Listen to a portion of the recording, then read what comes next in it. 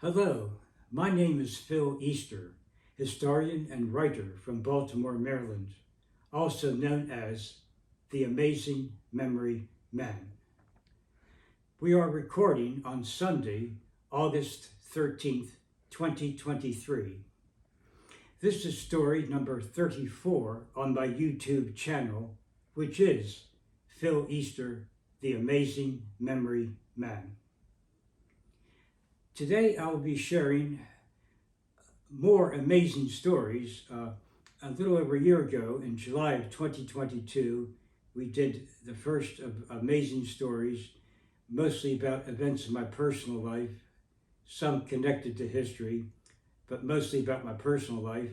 And tonight, this is the second part of my amazing stories, several stories from history and a few from my personal life as well. First, I'd like to mention that back in 2016 and 2017, I was the subject of a medical science research study conducted by two doctors at the Johns Hopkins University School of Medicine on outstanding memory talent.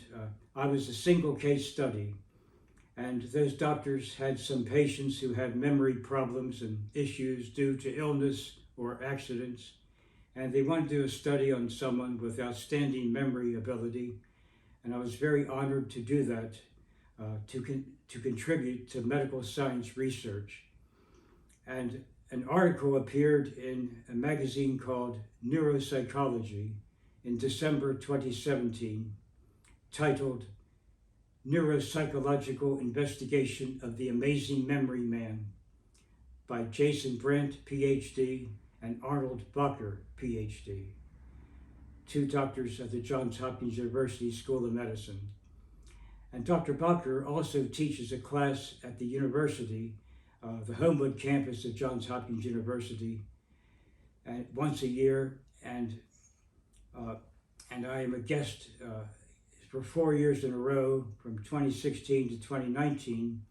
I was his guest for his undergraduate students, most of whom are going to go to medical school. And then they couldn't do it in 2020 or 21 because of the pandemic, but the last 2 years we resumed in 2022 and 23 recently. So I was very happy that 6 times I've spoken to his class at the Johns Hopkins University, sharing my knowledge with the young students as much as we can do in about 45 minutes, sharing some of my life experiences and examples of my outstanding memory, especially when it comes to exact dates of major events in my life and some in U.S. and world history as well.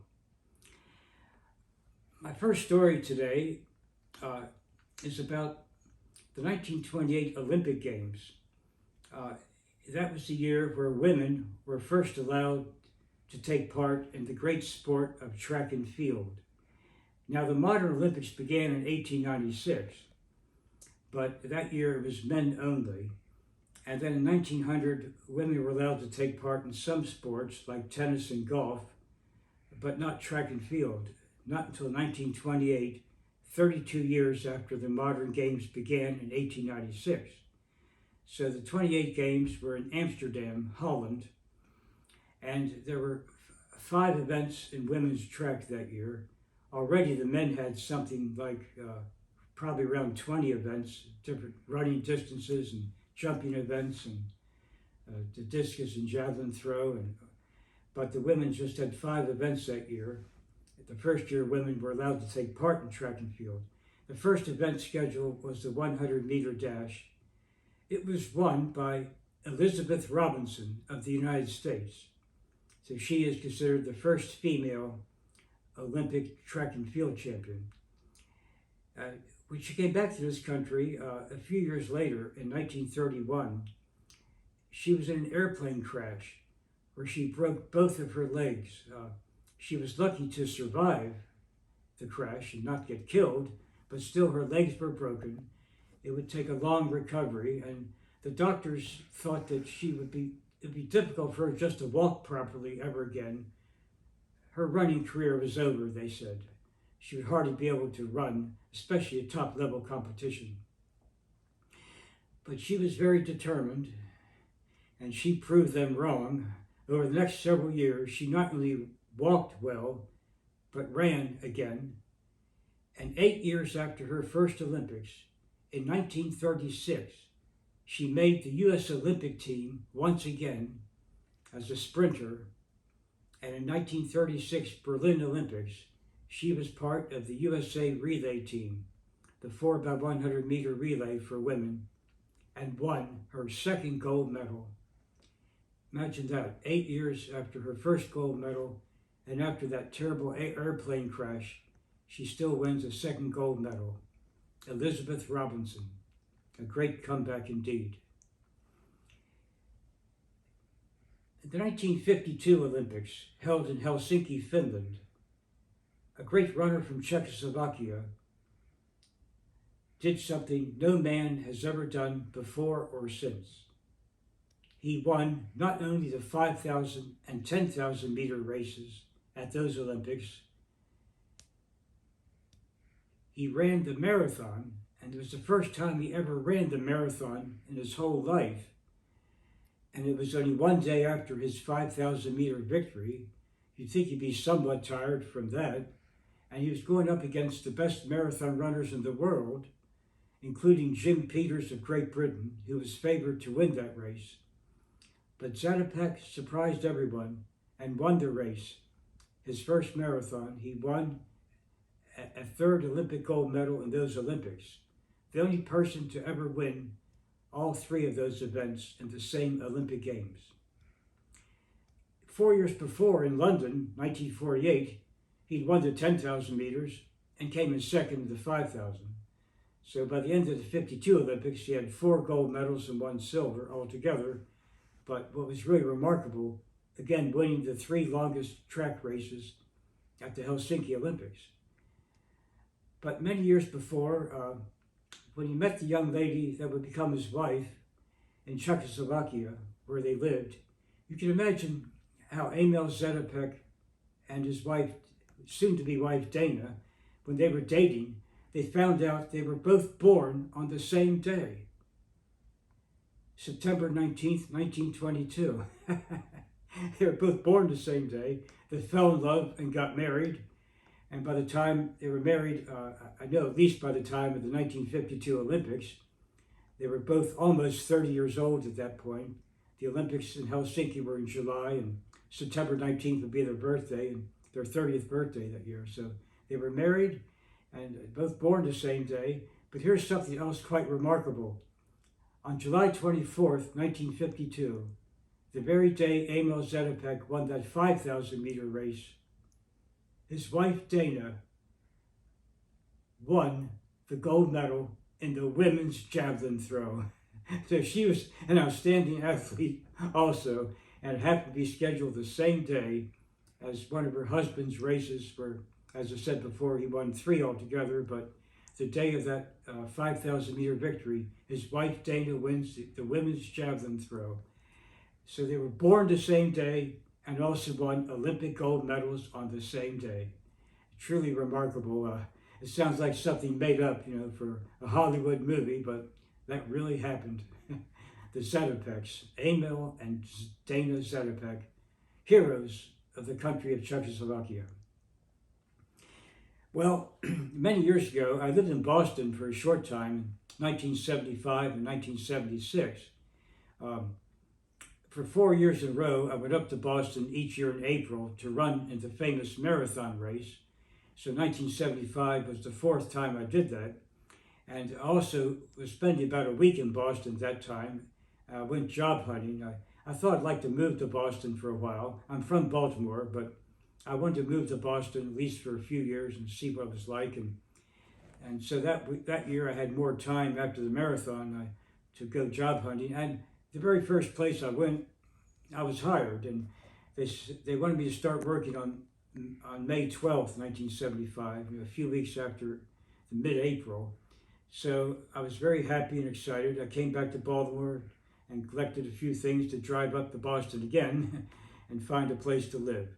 So I started working there in mid-May, and a month later, in June, near the apartment where I stayed was roughly 1 mile from an area called Kenmore Square, which was also near the famous Fenway Park where the Red Sox play baseball. And there was a music store there. And one late Saturday night, I went up there. I heard they were having some sales on records, whatever, and they'd be open until about 2 o'clock in the morning. So instead of going to a bar that night, I went to a record store. So I spent a few bucks on some records, and some music records. And so I bought 2 records, and it was late at night. It was close to 2 o'clock in the morning. I instead of just walking, I thought I'd jog home. I'm a pretty good runner anyhow. I mean, just to save a few minutes, and I was all excited. I had my running shoes on, even though I was dressed in long pants, not exactly running clothes, but to run a little less than a mile shouldn't be too hard, even carrying 2 records. And ironically, the street I was on was part of the same route of the famous Boston Marathon, which I'd already run 4 times, and just 2 months before that year, I was always tired running 26.2 miles, but never really got injured, fortunately. So I'm jogging back, but it was dark in that area. The street lights weren't the best, and apparently this asphalt, how it is sometimes in old streets, you get little pieces of stone or asphalt that's loose, when you're walking. Well, I was jogging, and unfortunately, I hit it on my foot, one angle, and twisted my foot very badly, very sharply, and felt terrible pain right away. So I had to hobble home, and I was thinking, oh, I hope this is not broken, but a couple bones in my foot or whatever. But I hobbled home, and hopefully I would feel better the next morning. But the funny thing was, one of the 2 records I bought by the Moody Blues, a famous rock group, and the title of the album was A Question of Balance. Here, I lost my balance that night, jogging home. Well, you could say, it's just funny how one of my favorite music groups at that time, A Question of Balance, but unfortunately, the next day I was still in pain and did have to go to the hospital, a nearby hospital, and I had just a fracture in my foot. I had to wear a cast for about 1 month, and I was on crutches too, and it was just a big disappointment. Just starting that job a month before in Boston. I still went to work, but had to do light duty. I was a mail carrier for the Department of Health, Education, and Welfare at the federal building in Boston, so I had to just do some office duties for a while, but it just seems funny in retrospect. A question of balance, yeah. I never got injured running in my life before that or since, even when I was out for a regular workout, but this is just a short jog home, and it happened. I'd like to share a story with all of you that happened 55 years ago in 1968 here in Baltimore. It was on August 28th, 1968 was the exact day. I was playing a kind of baseball with 3 other boys. I was 15 at the time, and they were 13. And we had to improvise. Living downtown, there weren't any large grass fields like children in other neighborhoods in the suburbs have. So we were playing a kind of baseball in the parking lot at the corner of Center and Cathedral Streets in Baltimore, near the Walters Art Gallery. And we all lived in that area with our families. So this evening, around 7 o'clock in the evening, it was still light, on August 28th, 1968, we hear a woman nearby screaming for help. Something happened. Apparently, these 2 men were running away from her, and one of them had a pocketbook in his hand. They just robbed her. And I said to my friends, we can't let this just happen without, trying to get this guy. And we threw our bats and the balls down, our gloves, and ran after this guy. And a few blocks away, the 4 of us surrounded him and brought him to the ground. Now, one of my friends named Dwight, the first name of my friends were Ennis, Johnny, and Dwight. My friend Dwight, just 13 years old now, often pretended like he was a police officer. he carried a pair of handcuffs with him whenever he went out. Well, sure enough, it came in handy. We handcuffed this guy. We found out later he was 20 years old. And someone in a nearby apartment saw what was happening and telephoned the police. When the police came, they couldn't believe it. We turned this guy over to the police, already handcuffed. How do you like that? 4 teenage boys catching a criminal, making a citizen's arrest of a purse-snatching criminal, and we turned him over to the police, already handcuffed. They couldn't believe it. And I always thought that would have made a nice little story in a newspaper the next day, but I did not know anyone at the local papers at that time. But here again, I've not seen those fellas for many years. A couple of years later, I lost track of them. But if I ever ran into Ennis, Johnny, or Dwight, I would say to them, you remember that incident way back in 1968 where we helped to make a citizen's arrest of a criminal, and that Dwight had a pair of handcuffs? It's such an unusual story. They would probably remember that, but would they remember it was August 28th, 1968 in particular? That's where my memory talent is really so much better than many people. I not just remember events in my life in great detail, but in most cases, the exact date, even many years later. And so that occurred 55 years ago this month, in August 1968. I now would like to share with everyone a very touching story that happened a long time ago, and it's just amazing how certain members of these two families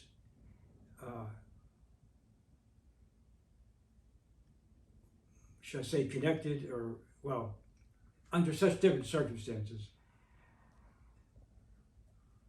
In 1864, the American Civil War was still going on. One night in Jersey City, New Jersey, late night at a train station, a number of people were buying tickets to get on that train from the conductor. Most of the regular employees had already gone home for that day, so some people were crowding around buying a ticket to get on the train from the conductor. And apparently one young man by the name of Robert, he fell on the track near this particular car, and the engine, the locomotive of the train, was coming back to join that car. In a few seconds, he would have been crushed, probably killed, or at least very seriously injured. But fortunately, another young man among that group pulled him up by the collar, pulled him up as hard as he could very quickly, and thus saved Robert from being crushed, probably killed, or at least hurt very badly. So Robert recognized the man who saved him. His name was Edwin, and he was a famous actor at that time, already very well known, and he actually was the manager of one of the major theaters in New York City called the Winter Garden Theater at that time. Edwin was an accomplished Shakespearean actor, as a matter of fact. He came from a family of actors who were actually from my state of Maryland originally. They were from Bel Air, Maryland, which is a part of Maryland called Harford County. And that's where the father was a well-known actor, and several of his sons, including Edwin.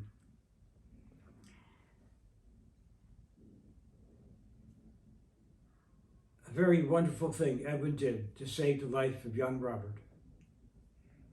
And yet, 1 year later, in 1865, even then, millions of people in the United States, what is the chance that Edwin's younger brother would murder Robert's father? That's right. The younger brother of Edwin killed Robert's father.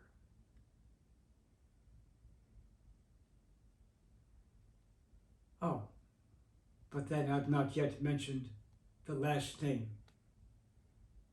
of these people have I?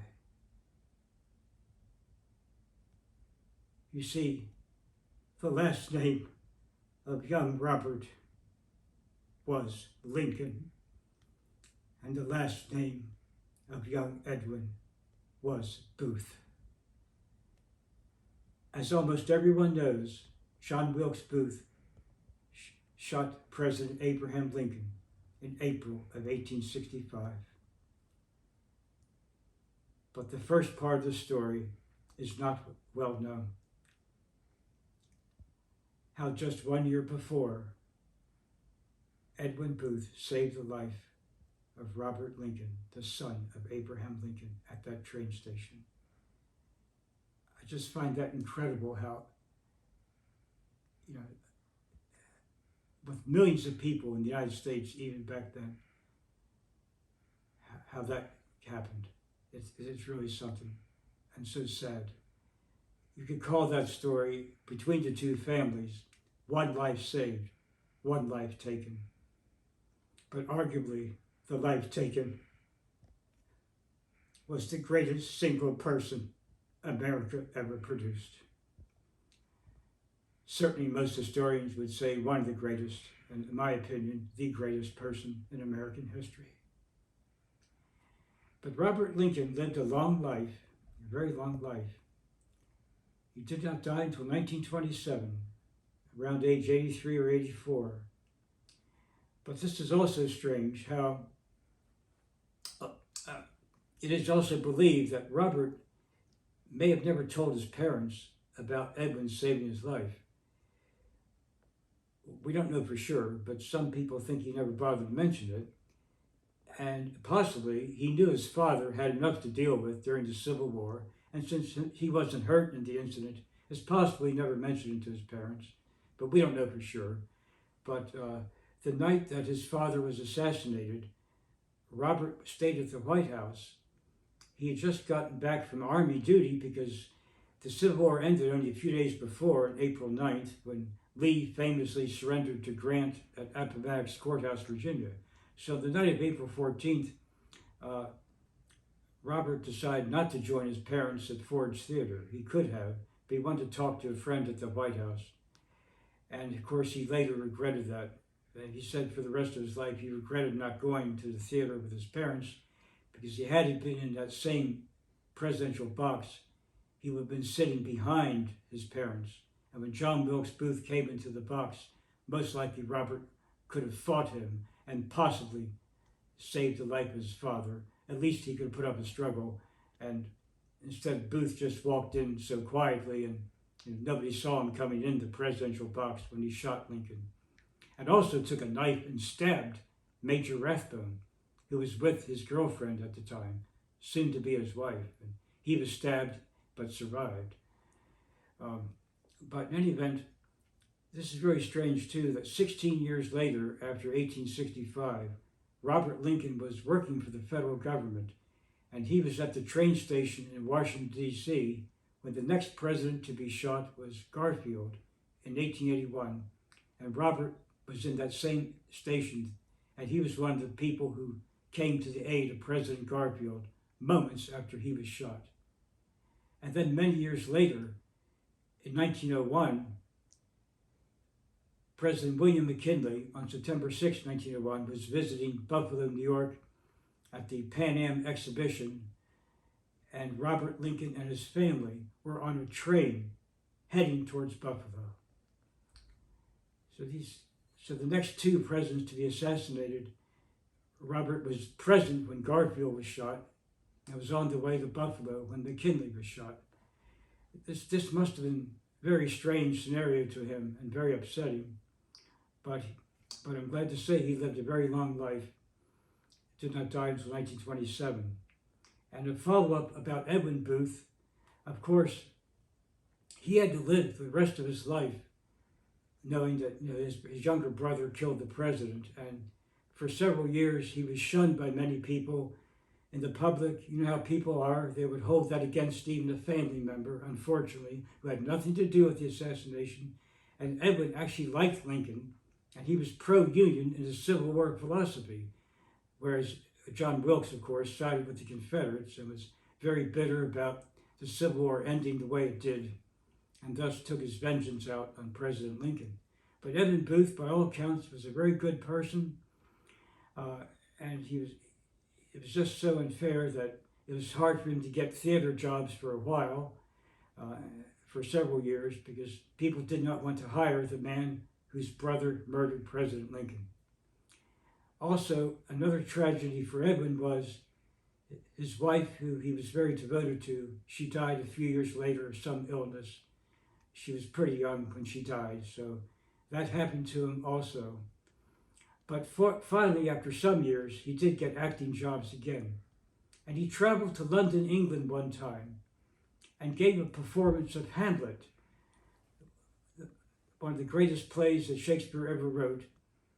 And a writer for a major London magazine praised Edwin Booth and said, in his opinion, it was the best production of Hamlet he ever saw in his life, giving credit to an American actor. And the British are often very guarded about Shakespeare. They don't always like to credit other actors from other countries in doing Shakespeare, but this one writer said Edmund Booth was outstanding as Hamlet. So, but it's just so strange again how this story about how Edwin saved the life of Robert Lincoln, and just a year later, his younger brother murders President Lincoln.